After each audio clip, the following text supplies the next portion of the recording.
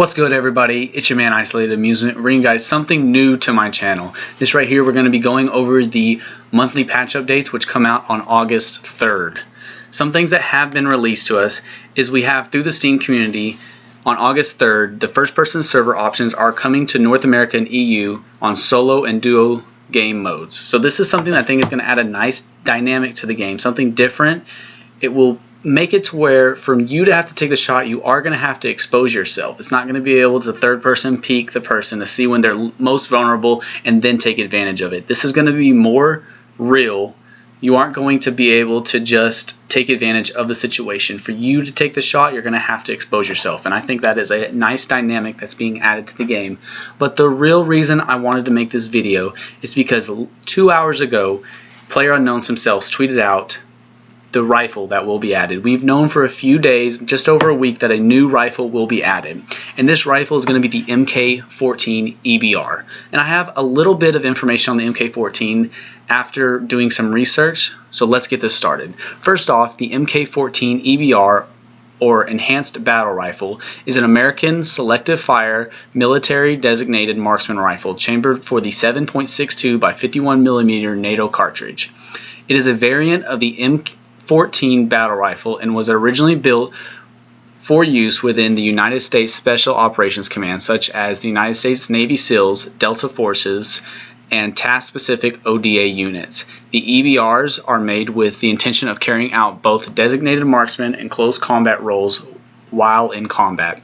And I think that last sentence is huge, because when you see the EBR, it looks basically like a reskinned SKS. I'm not going to lie to you, but the SKS really has no effect while in close quarters, while you're going through the streets of Pachinki, or while you are in Milta. If you're not on top of a roof, really, it's a useless weapon. At least this is how I see it. The MK14, I believe, is going to add a different dynamic because you might be able to have different attachments. And we're going to go over some of the attachments that the MK14 could possibly have, since I have done the research on it and seen what they use on it in real life. First off, we're just going to go over some basic facts. It was originated in the United States, as I said earlier. It's been in service since 2002 all the way until present day. It uses the 7.62 by 51mm NATO round. The muzzle velocity, and this is a big thing, I think could give a key insight into how the gun is going to act, is 850 meters a second. The effective range is 500 meters with iron sights, 800 plus meters with optics. The maximum firing range is 2.5 miles or 4.23 kilometers. So think about it, 4 of those big squares and a confirmed point target, just a general area, is 4 miles. So the gun can absolutely launch the bullet. So you will be able to take those long shots. The feed system has a 10 or, and that's a big thing, or 20 round detachable box magazine. So obviously expect the extended mag to be a used attachment in the game. Some possible attachments that they use in real life that I'm hoping Battlegrounds adds in this game: the vertical foregrip, something you're not able to add to the SKS, but you are able to add to some of the other assault rifles. So I believe that is something that will make it more usable while in close quarters, because it will reduce the recoil of the weapon.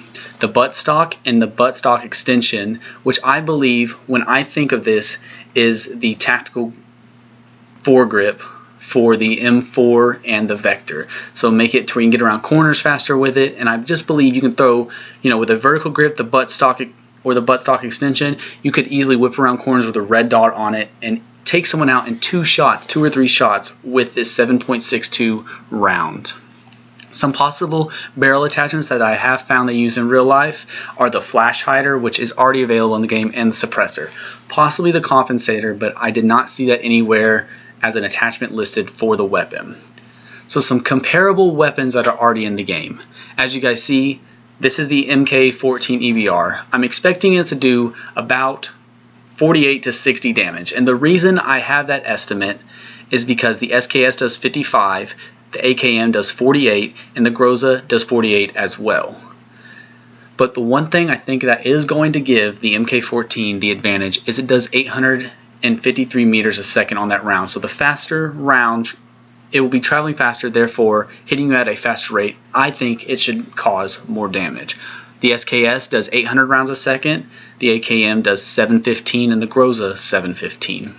So it will be the fastest traveling 7.62 DMR rifle in the game, and it'll be faster than the AKM and Groza, which I think is awesome. I'm ready for more weapons. This game has so many options with weapons that are current, and I'm really excited for the future of this game.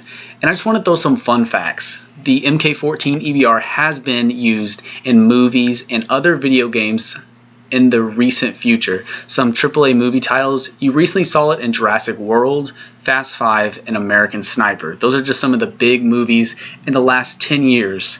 Really not in the last 10 years, last 5 years, which this gun has been featured in. And some other games that this has been featured in, some AAA games which this is in, is Call of Duty Modern Warfare 2, which I'm sure most of you remember this in, because it was an absolute monster of a weapon. Call of Duty Modern Warfare 3, Call of Duty Ghost, and most recently Ghost Recon Wildlands.